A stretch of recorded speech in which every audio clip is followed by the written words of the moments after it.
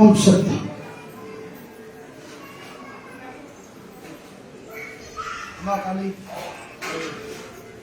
ஓம் சக்தி.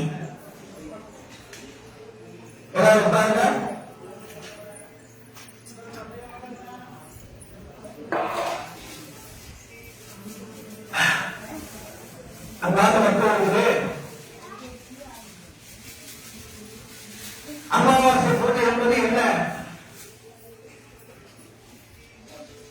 சூரியன், சந்திரன், பூமி ஒரே நாள் போட்டிருக்கிறோம். சூரியன், சந்திரன், பூமி ஒரே நாள் போட்டிருக்கிறோம். அது அமாவாசை. அதாவது இந்த ஒரு அமாவாசை சூன்யம். சூன்யம் என்ன? பூஜ்ஜியம். அமாவாசை என்ன? சூன்யம். அமாவாசை என்றால் பூஜ்ஜியம் அப்படின்னு நினைச்சுப்பாங்க. அமாவாசை ஒன்றுமே இல்லை. அமாவாசைனா ஒன்றுமே இல்லை, ஜீரோ அப்படின்னு நினைச்சுப்பாங்க. ஜீரோக்கு மதிப்பு இருக்கா இல்லையா? பூஜ்ஜியத்துக்கு மதிப்பு இருக்கா இல்லையா? மேக்ஸ் தெரிஞ்சவங்களுக்கு தெரியும், பூஜ்ஜியத்துக்கு மதிப்பு உண்டு. பூஜ்ஜியத்துக்கு மதிப்பு இருக்கு. பூஜ்ஜியத்துக்கு மதிப்பு இருக்கு, மைனஸுக்கு தான் மதிப்பு இல்லை. நீ வாழ்க்கையில ஒண்ணுமே இல்லாம, கணக்காரம் இல்லாம, பணக்காரம் இல்லாம அது பேர் பூஜ்ஜியம். எனக்கு கடன் இல்லப்பா, சொத்தும் இல்லப்பா, நான் ஜீரோ இருக்கிறேன் அப்படின்னா கணக்காக என்ன அர்த்தம்? நான் மைனஸா இருக்கிறேன் அர்த்தம். கணக்காக இருக்கிறதா சூன்யம், தப்பு. இது எதுக்கு சொல்ற? வாழ்க்கை நிறைய கணக்கு மனுஷனுக்கு தெரியுது. நம்ம போடுற கணக்கு எல்லாம் தப்பு கணக்கு. ஆண்டவன் போடுறது சரியான கணக்கு. அது இந்த அமாவாசையில நிறைய பேருடைய விதிமாறு. நடு இரவு செய்கிற மாந்திரிகம், பேய், பிசாசு போனாங்கன்னா அந்த அமாவாசை அழிக்கும் படும், ஏவும் படும். தொழில் அமாவாசைக்கு தொடங்கி வெற்றி வரணும்னு இருக்கிறான். ஒண்ணுமே இல்லாம காணாம போறவனும் இருக்கலாம். நம்பிக்கையின் அடிப்படையில் தான் காளிங்கிற ஒரு சக்தியோட அமாவாசைக்கு இரவு உருவுது. காளி கருப்பு உருவம், அகோர பண்ணு கொண்டவர், அகோர சக்தி உடம்புலதான் இருக்கிறார். காளி உடம்புலதான் இருக்கிறார், பராசக்தி உடம்புலதான் இருக்கிறார், ருத்ரனும் உடம்புலதான் இருக்கிறார், மகாவிஷ்ணு உடம்புலதான் இருக்கிறார், பிரம்மாவும் உடம்புலதான் இருக்கிறார், காயத்ரி உடம்புலதான் இருக்கிறார். எல்லாரும் உடம்புலதான் இருக்கிறாங்க. ஆத்திரம் வந்தா என்ன சொல்றாங்க? ஆத்திரம் வந்து பத்திரகாளியை ஓடி போய் அப்படின்னு சொல்லுவாங்க. நிறைய நேரத்தை வீட்டுக்காரர் டென்ஷன், வீட்டுக்காரர் சிக்கிக்காரு, அதே நான் செஞ்சது தப்புன்னு தலை முடிஞ்சுட்டாவே முடிஞ்சு ஆத்திரம் வந்துருச்சு, பத்திரகாளியா இருந்தா ஓடி போயிருங்க இல்லையா? அப்ப யாரு? அந்த பத்திரகாளி உடம்புதான் இருக்கிறார். பத்திரகாளியில யாரு? பத்திரா அப்படின்னா உன்னை பாதுகாக்கணும் அர்த்தம். பத்திர உன்னை பாதுகாக்கணும், பத்திரமா இருக்கிற பத்திரா அப்படின்னா பாதுகாக்கணும். கா என்றால் கர்மாவை நீக்குவோர், நீ என்றால் அழிப்போர். உன்னை பத்திரமா வச்சுக்கிறது ஒரு தீர்க்க, அவர்தான் பத்திரமா வச்சுக்கிற ஒரு தீர்க்க, அவர்தான் பத்திரம். உன்னுடைய வியாதிகளை குணப்படுத்த இருக்கிறார், அவர் தான் மகாத்மானி. அவர் புருஷன் நம்பி இருந்தவர்களுக்கு இந்த பலன். உங்க அமாவாசை போட்டியில நீங்களாம் காலை முன்னாடி ஒரு ஸ்லோகம் சொல்றேன், அதை திருப்பி சொல்லுங்க சரியா? கையில் வச்சுருக்க. சிறந்தடித்தாலும் தாய்களை அம்மா என்று அழுது செப்பலே அன்றி மனம் தெளித்து மனதில் உலகில் அது வேண்டும் நாயேன் இனம் தெளித்து என்னுள் இறங்கி நலம் தெளித்து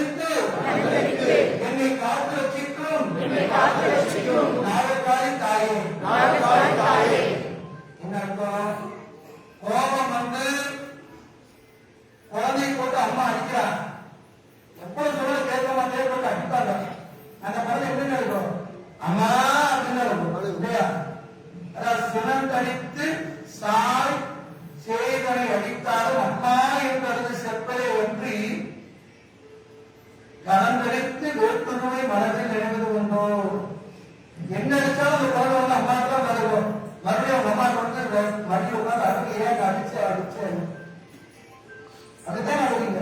நம்ம அடிச்சுட்டு அப்படிதான் அழுவீங்க. நான் தான் ஒவ்வொருத்தரும் நம்ம அடிச்சுட்டு நடுவீங்க எல்லாரும் இல்லையா? ஆமா அது மனதில் நினைவு கொண்டு அப்படித்தான் அம்மா. அம்மா என்றால் என்ன கருணை, அம்மா என்றால் என்ன அன்பு, அம்மா என்றால் என்ன காக்கின்ற சக்தி, தன்னுடைய உதரத்தை கொடுத்து தன் குழந்தையை காப்பாற்ற சக்தி. திடீர்னு ஒரு ஆசிரியருக்கு விபத்தியோ புதுசு கத்தவா குழந்தைகள் 3 குழந்தைகளோட அம்மா அழுதுட்டுப்பா அவனுக்கு நம்ம செத்துடலாமே அதெல்லாம் தெரியும்னு சொல்லுவாங்க. நீ போயிட்டு அந்த குழந்தைய காப்பாற்றி கரசத்துறது யாரு? நீ போயிட்டு அந்த குழந்தைய கரசத்துறது யாரு? உன் புருஷன் நாங்கெல்லாம் இருக்கிறோம் அப்படின்னு சொல்லுவாங்க. யாரும் உதவ மாட்டாங்க. ஒரு தைரியத்தை சொல்லுவாரு. அதுக்கப்புறம் அவர் கட்டண வேலைக்கு போய் ஒரு பிசினஸ் பண்ணோம் இல்ல எங்கேயோ எப்படியோ தன் குழந்தைகளை காப்பாற்ற அவர் தன் குழந்தைகளை காப்பாற்றுறதுக்கு எதுவும் செய்வான். தன் குழந்தையை காப்பாற்றுறதுக்கு எதுவும் செய்வான். குழந்தை பீஸ் கட்டியாகணும். எந்த ரூபத்துக்காக என் குழந்தை வந்து நல்லபடியா நான் கஷ்டப்படாம அவர் நல்லவனை கட்டி கொடுக்கணும். அவர் போகிற தாய் அதுதான் அம்மா. அதனாலதான் அம்மா என்ன சொல்லுவாங்க, அம்மா தாயேன்னு கூப்பிடணும். அப்பேற்பட்ட ஒரு தாய் உணவுக்கு தாய்க்கு தாயானவர் நாயகி நான்முடி நாராயணி கை நிலைவந்த சாயகி சாம்பவி சங்கரி சாமரை சாரவைக்கு வாயகி மாணவி சூழ்நி மகாணி என்று ஆயா கதிவுடையால் சரணம் நோக்கி. ஆயா என்ன அம்மாவுக்கு அம்மா பாட்டி தான் அடையாளம். அம்மாவுக்கு அம்மா யாரு? இவ கவினி சரணம். இவன் சரணவஞ்சினா நீ தோற்றவே மாட்ட. ஒவ்வொரு நேரத்தில் உனக்குள்ள ஒரு கெட்ட சக்தி உன்னை சரணாய் விடாது. உன் மனசுக்குள்ள பல்வேறு குழப்பங்களை ஏற்படுத்தும், நவய வேதனையை கொடுக்கும். அப்ப அம்மாவை சரணாக சரங்க தீரக பரித்ராணா பிரயாணம் சமஸ்கிருதத்தில் நான் படிக்கும்போது இந்த மந்திரத்தை படிக்கும்போது ஒரு இதாச்சு. சரங்க தீரக பரித்ராணா பிரயாணம் சர்வதே சர்வதோடே சர்வேசே சமந்திரே வரும் துக்காரே நமஸ்து. என்ன அர்த்தம் தெரியுமா? அகிலத்தையும் காத்திருக்கின்ற அந்த தேவியார் சகல ரூபத்தில் இருக்கிறான். அவன் எவன் முழுமையாக சரணடைகிறானோ அவன் பின்பற்றாத வாழ்க்கை வாழ்ந்தான். அவனுடைய அன்பானது பரிசுத்தமாக இருக்கணும். அவருடைய வாழ்க்கையில் எல்லா பிரச்சனையும் விடுதலை கொடுக்கணும், நம்பிக்கையோடு இருக்கணும். அவனை நாளை சுற்றி அதிசயித்துக் கொண்டு இருப்பார். சொன்னார்கள் ஏன் கோயிலை கட்டி முடிக்கிறாரு? இந்த டெக்னிக் எல்லாம் நல்லா உருவாக்குற டெக்னிக்கல். இந்த டெக்னிக் எல்லாம் உருவாக்குன அந்த முத்துக்குமார சாமி கண்கலந்து வச்சுக்கோமா. அவன் கல்யாணம் நின்று போச்சுன்னா அவன் கல்யாணம் எப்படி நடந்துச்சுன்னு உங்களுக்கு தெரியுமா? முத்துக்குமாருக்கே தெரியாது.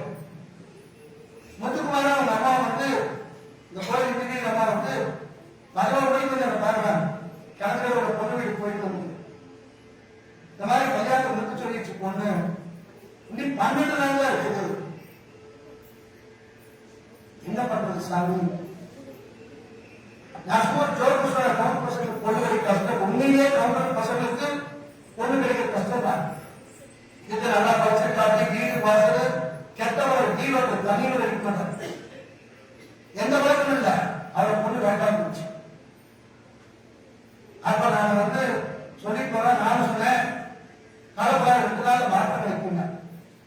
அவங்க என்ன நினைச்சிருப்பாங்க, அந்த சாமி ஏதோ கோயில் போய் அந்த பொண்ணை வர வச்சிருவாரு சமைக்க வச்சிருவாரு போயிட்டேன். நான் போன உள்ள மணி 1:15 விறுவிறுன்னு மணி வெளியேறி கோயிலுக்குள்ள வந்தார்.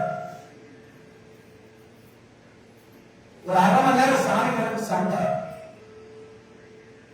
சொல்லுது முன்னாலே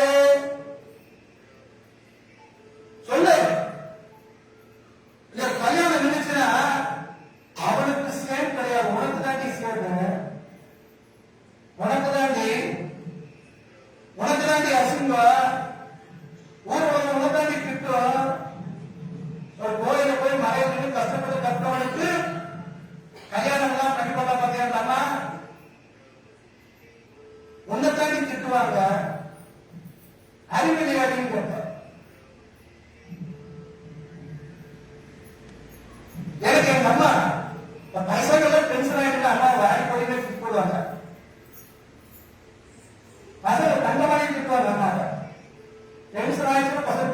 ஃப்ரெண்ட்ஸ்ல பயங்கரமா திட்டுறாங்க.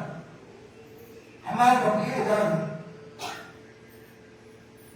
திட்டிபோட்டு சொல்லிட்டார், என்ன பண்ணியோ தெரியாது, அந்த தேதியில உனக்கு கல்யாணம் நடந்தே தீரணும்.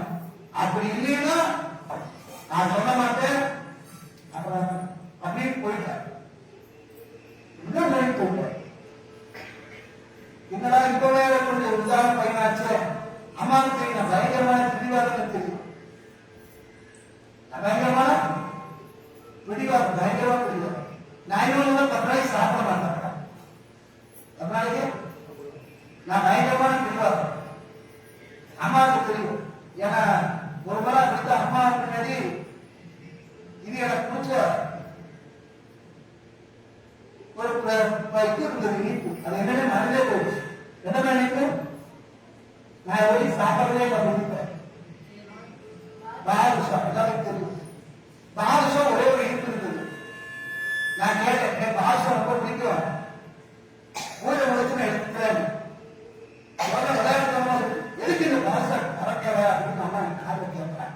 அவங்க பேசுறேன், சொல்லுங்க இன்னும் பாதுஷா கேட்டது கித்தாவை பாதுஷா பறக்கலைக்கு நான் வாசவை இன்னும் சாப்பிட மாட்டேன்னு சத்தியம் பண்ணிட்டேன்.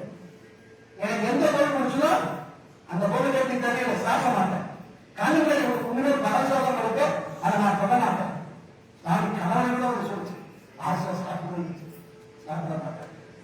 இதெல்லாம் விளையாட்டுத்தனம் இல்லை, சாமியே வந்து நடந்த வச்சேன்.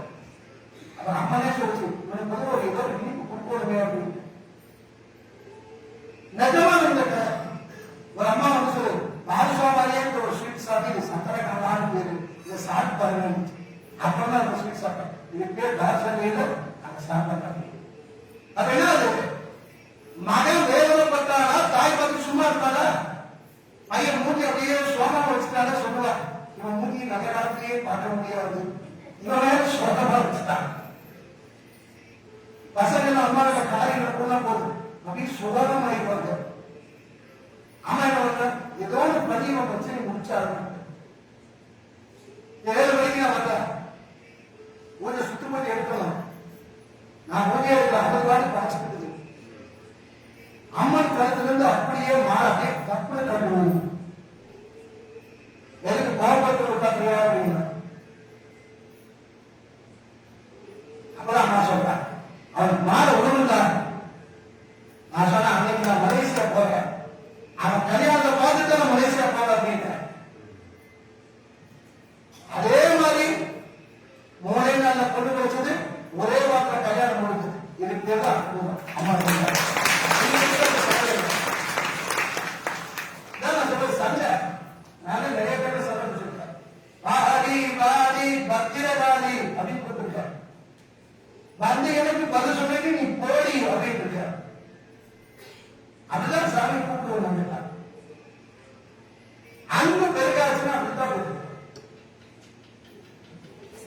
அன்பு பெருசுன்னா அன்பு பெருசுன்னா போகுது.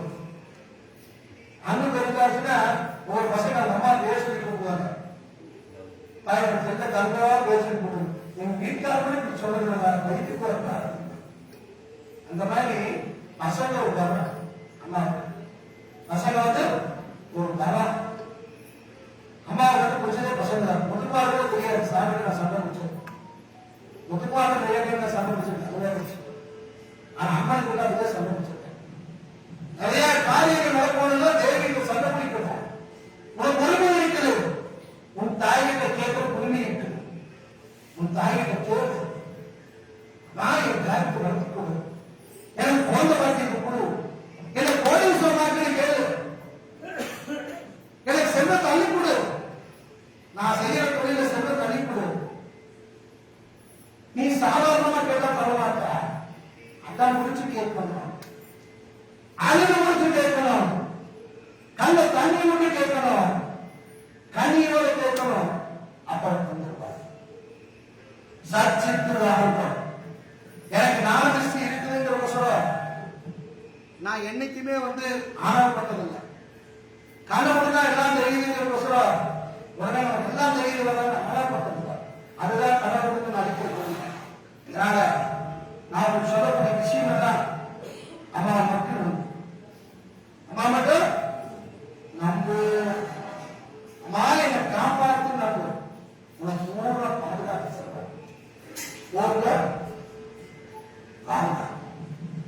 எவ்வளவு தொழில் வளர்த்தவனா தருவார். இத்தனை பேர் சேவை செய்வாங்க. இவன் வாழ்க்கையில பல அற்புதத்தை பண்ணியிருக்கான். பலாயிரக்கணக்கான அற்புதத்தை பண்ணியிருக்கான். இரவு நைட் 10 மணி வரைக்கும் சாமிக்கு இப்படி வாரம் உட்கார்ந்து சேவை செய்ய மாட்டாங்க. செய்வாங்க. வீட்டு ஒரு வேலை சொன்னாலும் எங்களுக்கு செய்ய மாட்டாங்க. தமிழகத்துல போ நீ எடுத்துக்கணும் வீட்டுக்கார சொல்லுவாங்க. நிறைய பேர் வீட்டுக்கார வேலையாளர் பிள்ளைகளே கேட்டாங்க. ஏதாவது பேசுறீங்க சாமி மிரட்டீரெல்லாம் மிரட்டுறது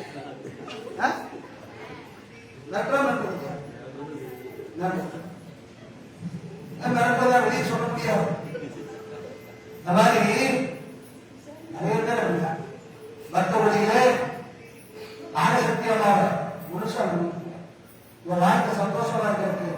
நான் இந்த தீர்க்கத்தை குளிக்கும் போது உன் தாய் தேவை. அதே நேரத்தில் நம்ம கோயிலுக்கு வர பக்தர்கள்னா சுய ஒழுக்கம்,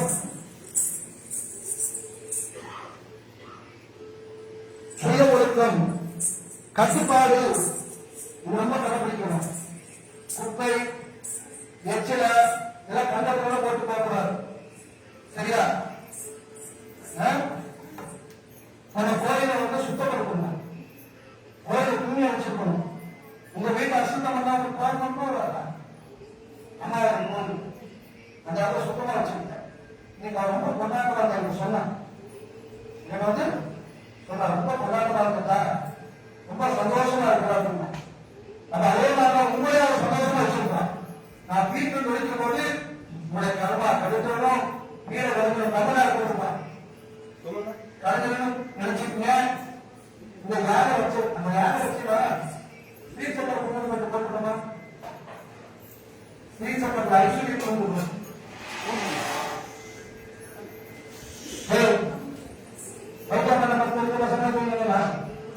ஒரு நிமிஷம்